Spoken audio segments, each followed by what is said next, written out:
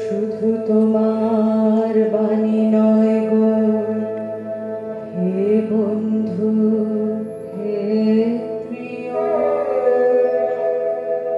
মাঝে মাঝে প্রাণে তোমার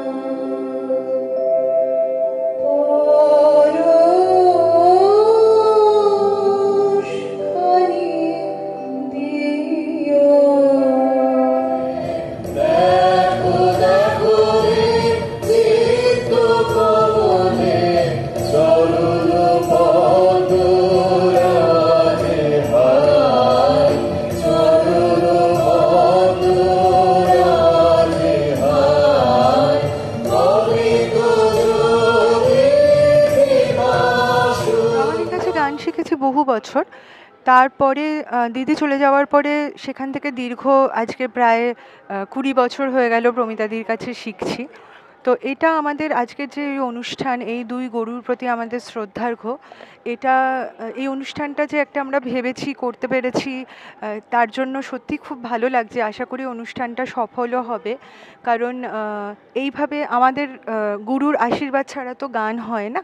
তো সেই জন্য গুরুদের শ্রদ্ধা জানানোটা আমার মনে হয় যে একটা খুব প্রয়োজনীয় অঙ্গ।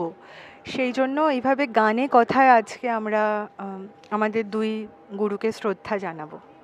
আজকের অনুষ্ঠান চিরপথের সঙ্গী।